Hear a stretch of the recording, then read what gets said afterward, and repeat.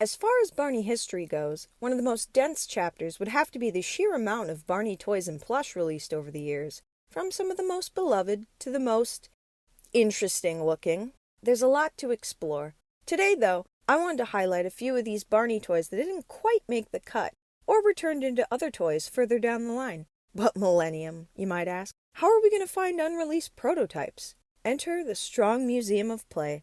The Strong, an amazing museum and interactive archive in Rochester, New York, chronicles the history of iconic toys and toy companies, and Barney definitely has a place there. A pretty interesting prototype comes in the form of Sing-Along Barney, which was invented and donated to the archive by Ron Durbin, who had previously worked with other inventors to create this pretty iconic 90s toy. From what I can tell, it looks like the baton with the Barney head may be some kind of microphone or even a controller for the Barney figurine, which may have rotated. There's a speaker on the front, so we may be looking at some kind of karaoke toy, hence the name. There were several other later Barney toys with similar concepts, but none of them look quite like this. The next two prototypes come from toy designer Suzanne Sophia McIntyre and definitely invoke the later Barney for Baby line. These toys, a Rattler plush and two Wash Mitts, respectively, were developed around 1993 before being dropped. I really like this Barney plush. He resembles the 10th anniversary stuffed Barney. Or a piñata. A prototype I don't know a whole lot about but definitely want to look at is this plush of BJ.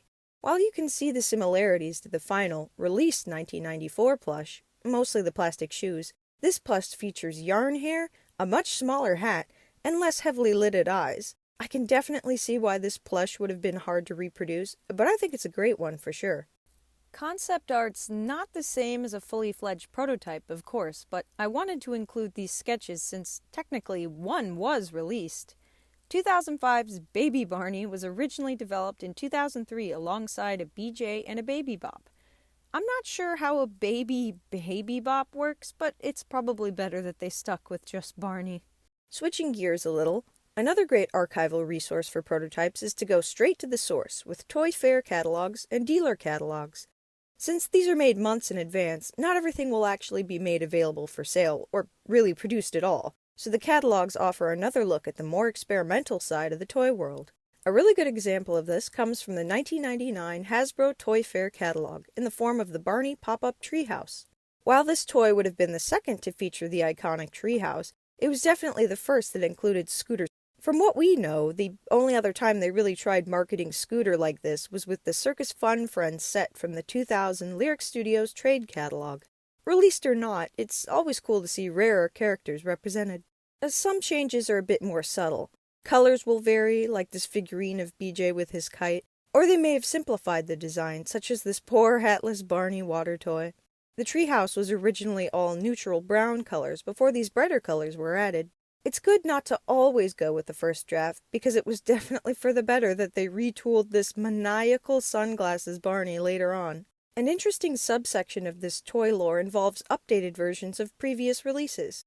I think the easiest released example to point to is this Jack-in-the-Box Barney, which was re-released with minor alterations, but there are some neat finds from the catalogs. The Barney Talking Phone was originally released in 1993 and was fairly rudimentary. Just 2 years later, in 1995, it looked like they were going to give it a serious upgrade, with an included book and full keypad that probably would have corresponded to the aforementioned book. As I mentioned earlier, some of this stuff is a little hard to categorize as being unreleased or not. Sometimes a toy might just be rare, so I've tried my best to decipher which is which. While a lot of these come from the 90s and early 2000s, an interesting set of prototype toys come from Jakks Pacific. Sculpted by artist John Neal, Barney, Baby Bop, and Riff would have been made into a set of water toys. They're a little interesting looking, but I appreciate the inclusion of our favorite controversial hadrosaur. While this is definitely not an exhaustive list, certainly far from it, some of the standouts really give insight to the various directions the Barney franchise was exploring. I really enjoy looking at these Toy Fair catalogs, and I may do another, more exploratory video at some point going over this stuff in full. If you still can't get enough of prototypes, be sure to check out Barney Builder's various collection videos to see more of what toys didn't make the cut and survive to tell the tale.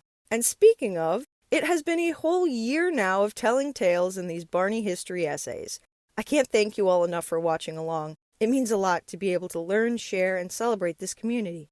As always, if you're looking to learn more, don't hesitate to check out my friends at Barney Wiki and Barney History Fans.